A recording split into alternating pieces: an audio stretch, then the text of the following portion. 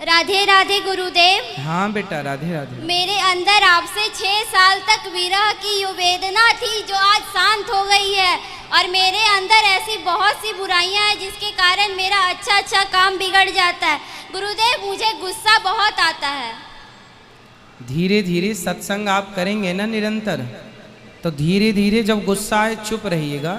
ये सब हमारे जीवन के विकार हैं, शरीर के विकार हैं जी। इन विकारों को धीरे धीरे खत्म किया जा सकता है। हर चीज संभव है, बस अभ्यास, प्रैक्टिस। और मेरा भाई जरा सा भी बात पे मुझे चिढ़ा देता है तो मेरा क्रोध इतना भड़क जाता है कि मैं अच्छे से अच्छे सामान का भी नुकसान कर देती हूँ। आप उसकी बात का ध्यान मत दिया करो, वो जो कहे कहने दो। आप ये समझो कि आपने सुना ही नहीं, इग्नोर। क्या करेंगे आप? इग्नोर। हाँ, उसे कहने दो, वो अपने आप कब तक कहेगा, वो थक जाएगा तो अपने आप शांत हो जाएगा।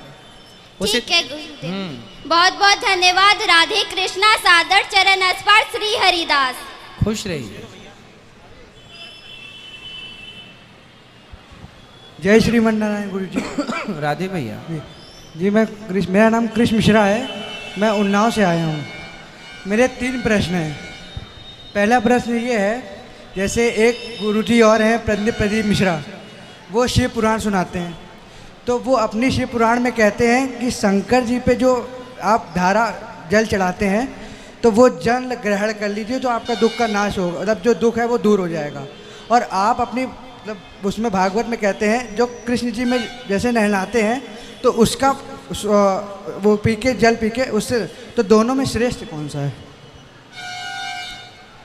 ये भाव मत रखो कि छोटा कौन है और बड़ा कौन है। को बड़ छोट कहत अपराध हो। भगवान शिव को और भगवान कृष्ण को, इनमें से छोटा बड़ा नहीं मानना चाहिए किसी को। बिल्कुल। अब आपको हम ये बता दें, चरणामृत केवल भगवान शालिग्राम जी का ही होता है जी, जिसे आप कहते हैं चरणामृत जी। आजकल तो हर मंदिर में, हर जगह चरणामृत मिलता है, ठीक है, लेकिन यदि शालिग्राम भगवान है तो श्री शालिग्राम भगवान के स्नान के बाद जो जल बचता है केवल उसी को चरणामृत कहा जाता है ना। तो आपने ये भी तो कहा हमारे यहाँ ये परंपरा है कि जो भगवान शंकर हैं जी, भगवान शंकर भी भगवान श्री कृष्ण के दर्शन करने के लिए, जब भगवान कृष्ण का जन्म हुआ तो दर्शन करने आए, और जब भगवान रास रचाए तो गोपी बनकर भगवान शिव भी जिनके रास में सम्मिलित होने के लिए आए। तो जिनका ध्यान सदा शिव करते हैं उन कृष्ण को हम प्रणाम करते हैं। ये बात आपने हैदराबाद में जो कथा की थी उसमें हमने सुना था ये बात। एक प्रश्न और है, जैसे कि कोई भागवत में मतलब जब समापन होता है तो हम लोग बोलते हैं हरे कृष्णा, तो कृष्णा शब्द तो उनके लिए यूज होता है, क्या कहते हैं, द्रौपदी के लिए, और कृष्ण शब्द होता है कृष्ण जी के लिए। तो जब हम लोग बैकुंठ लोग जाएंगे तो कृष्णा जब बुलाएंगे तो वो वहाँ स्वागत करने वो आएंगी, और जब कृष्ण भावग्राही जनार्दन, आप ठीक कह रहे हैं कि भगवान कृष्ण का नाम कृष्ण है, कृष्णा तो द्रौपदी का नाम है जी, ठीक है। कृष्ण कृष्ण कृष्ण कृष्ण हरे हरे। लेकिन कोई कृष्णा भी कह दे तो आप भले शब्द गलत बोल रहे हैं। बच्चा रोटी को तोती कहता है, तो शब्द भले गलत हैं पर भाव तो रोटी का ही है जी। यदि शब्द गलत हो भी जाएं तो भगवान शब्दों की त्रुटियां नहीं देखते। भगवान भावग्राही जनार्दन, आपका भाव तो कृष्ण का ही था, द्रौपदी का नहीं था, तो वो भाव प्रधान होगा, शब्द प्रधान नहीं होगा। शब्द तो गलत सही, हम कोई संसार में ऐसा नहीं है जो सब कुछ सही करता हो, है ना। भगवान का नाम, अब कोई राम का पूरा राम ना बोले, राम का रा बोल दे। अब एक आदमी गाली दिया हराम ज्यादा, तो हराम वो तो गाली दे रहा था लेकिन हराम में भी राम था इसलिए उसका उद्धार हो गया। मरते समय बोला हराम ज्यादा, तो दिया तो गाली था। अब नारायण नाम इन्होंने अपने पुत्र का नाम बुलाया अजामिल ने, नारायण नारायण। बेटा नारायण। अब बेटे को बुलाया, भगवान कह जा बेटे को ही बोला, नहीं, नारायण नाम बेटे का नहीं, बुलाया बेटे को, पर सुना किसने? भगवान ने। आपका शब्द किस तरफ जा रहा है कोई मायने नहीं रखता, भावग्राही जनार्दना, भगवान भाव को ग्रहण करते, इसलिए सही बोलना चाहिए, ठीक है, पर बच्चा रोटी को तोती बोलता है, दोष नहीं है। और कल मेरा जन्मदिन है गुरुजी, तो मैं गौरी गोपाल भगवान के सामने अपना जन्मदिन मनाना चाहता हूँ। उसके लिए मैं एक पढ़ता भी हूँ और बच्चों को पढ़ाता भी हूँ। वाह, तो अपने कुछ धन को मैंने अन्य क्षेत्र से जोड़ा है, बहुत सुंदर। तो वो अन्य क्षेत्र तो मैं कराऊंगा और गौरी गोपाल भगवान के सामने कुछ अपना मतलब जन्मदिन कराऊंगा। बिल्कुल सुंदर, तालियां बजाइए। देखिए आजकल के युवा जाग रहे हैं और अपना जन्मदिन भगवान के सामने मना रहे हैं और अच्छा कार्य, शुभ कार्य, संतों की सेवा कर रहे हैं। और मैं इसी के लिए मतलब जन्मदिन के लिए वृंदावन आया हूँ कि मुझे अपना जन्मदिन बाके बिहारी भगवान गौरी गोपाल भगवान के साथ ही मनाना है। सुंदर, भगवान सुखी रखें आपको। बहुत जी, जय श्री जय श्रीमन्नारायण। गुरुजी राधे राधे। मैं मुंबई से आई हूँ, आपके चरण छूना चाहती हूँ। 1 साल से जुड़े हम। खुश रहिए, अभी अंदर बैठेंगे, मिल लीजिएगा। इतना टाइम नहीं जाने का है, हम गुरु कोई बात नहीं, तो यहीं से राधे राधे कर लीजिए, खुश रहिए। अभी छू सकते हैं क्या? यहीं से प्रणाम ऐसे कर लीजिए मेरी माँ। मुझे कुछ आपसे देने का है। खुश रहिए, आचार्य जी से बात कर लीजिएगा, सबको अवसर दीजिए। राधे राधे गुरुजी। जी राधे राधे। मेरा नाम प्रतिमा है, मैं झारखंड से आई हूँ। मेरे 3 प्रश्न हैं। पहला तो ये कि मेरे पापा गंगा सागर गए थे, तो वहाँ से शंख लाए थे, तो मैं जब पूजा करती थी तो मुझे शंख बजाने का मन किया, तो मैं 2-3 बजाई, तो बहुत सारे लोग हैं तो मुझे मना कर दिए कि लड़कियाँ शंख नहीं बजाती है। तो ऐसा क्यों कि लड़कियाँ शंख नहीं बजा सकती, सिर्फ पुरुष ही बजा सकते हैं? कारण ये है कि शंख लक्ष्मी जी के भाई हैं, लक्ष्मी जी के भाई। हाँ, और आप भी लक्ष्मी हो, हाँ घर की लक्ष्मी बेटी होती है, हाँ। तो अपने भाई को क्यों बजाना? अच्छा धन्यवाद गुरुजी। दूसरा प्रश्न है महाराज जी, कि मेरा ये कौन सा कर्म था कि मैं यहाँ वृंदावन आ गई, मेरे माता पिता अभी तक यहाँ आए नहीं और मैं यहाँ पहुँच गई, ये क्या मेरे कर्मों का फल था या मैं समझूँ इसे? इसे भगवान की कृपा मानिए कि कृपा हो गई आप पर विशेष, तो आपको बिहारी जी ने खींच लिया अपनी ओर। धन्यवाद राधा। और कल मैं निधिवन गई थी, तो मैंने वहाँ सुना कि वहाँ रात में गोपियाँ नाच करती है और कृष्ण जी लीला करने आते, तो क्या ये बात सही है? हाँ पूरी सही है। अच्छा धन्यवाद राधा जी। खुश रहिए, खुश रहिए, खुश रहिए।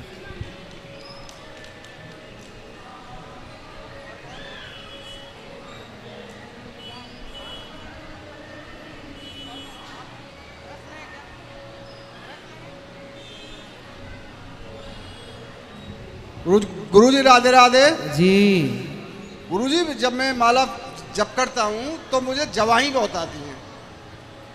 अभी हमें आ रही थी जब आप पूछ रहे थे, आपकी हमारी तरफ ट्रांसफर हो रही है। बहुत जवाही आती है मुझे। जमाई आने के कारण बहुत सारे होते हैं, पानी की कमी, थकावट, नींद पूरी ना होना, है ना, इसलिए जमाई आती हैं। और भगवान के जब मंदिर में जाते हैं अक्सर जमाइयाँ आती हैं, क्योंकि आलस्य आता है, वो आलस्य का प्रतीक है। करते रहिए भगवान का चिंतन, धीरे धीरे अभ्यास हो जाता है। केवल ये जप करता हूँ जब उसी आने दीजिए जमाई, खूब जमाई लेते लेते जाप करिए, अपने आप एक दिन आप जीत जाएंगे, जमाई हार जाएगी। गुरुजी राधे राधे।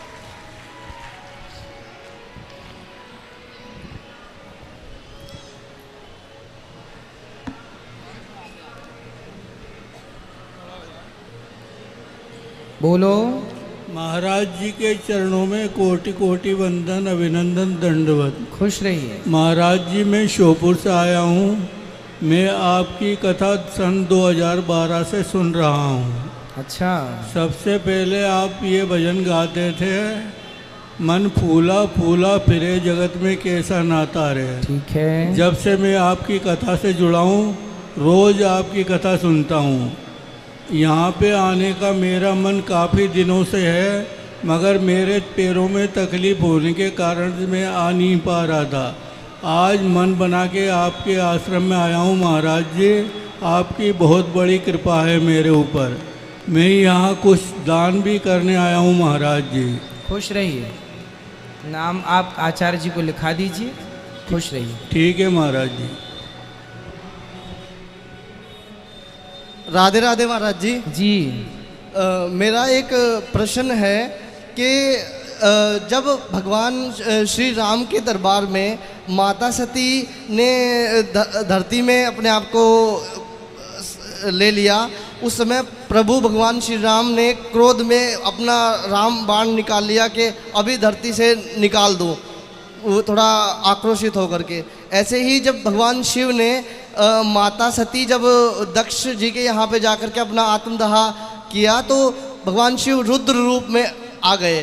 तो ये मनुष्य के लिए मोह त्यागना कैसे संभव हो, थोड़ा सा अब इस पर बताइए।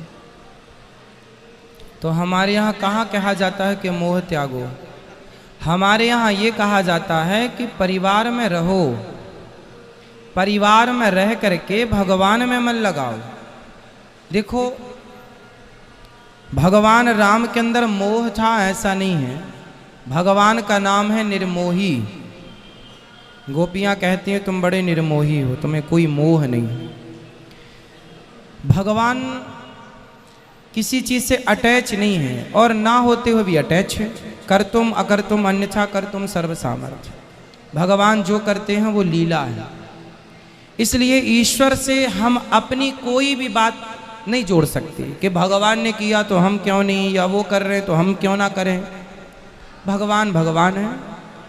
वो सेतु, समुद्र पर सेतु बना सकते हैं, हम नहीं कर सकते। इसलिए भगवान से अपनी तुलना ना करें हम कोई भी, पहला। दूसरा, हम और आप भी मोह अधिक मात्रा में ना रखें।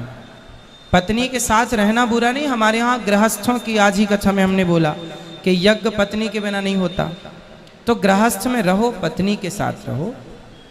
लेकिन जब पत्नी ना हो तो फिर पत्नी अब नहीं है फिर भी उसके लिए रोए जा रहे हैं। पत्नी के रहते हुए मन भगवान में लगाओ। पत्नी जब जाए तो थोड़ा बहुत तो रोना चाहिए। हम कई बार ये कहते हैं व्यवहार में रोना ही पड़ता। भाई पत्नी किसी की मर जाओ, पति ना रोए तो भी अच्छा नहीं, थोड़ा तो रोना चाहिए। पत्नी भी रोती है पति के जाने पर, थोड़ा ठीक है। जो ज़्यादा वाला है ना, अधिक अटैच ना हो, सामान्य व्यवहार ठीक है। अधिक अच्छा, एक संत जी के बारे में मैंने पढ़ा कि जब उनका बेटा मरा, उनकी पत्नी की मृत्यु हुई तो सब रोए तो वो भी रोने लगे। लोगों ने कहा, अरे भैया तुम तो बड़े संत हो, बड़े ज्ञानी हो, तुम क्यों रो रहे हो? बोले अच्छा मैं एक शर्त पे नहीं रहूँगा। बोले तुम सब रोना बंद कर दो, मैं नहीं रहूँगा। अच्छा बोले ठीक है हम नहीं रोते। तो नरसिंह जी बोले, संत जी बोले हमें तो रोना ही नहीं था, वो तो तुम सब लोगों को चुप कराने के लिए हम रोने लग गए।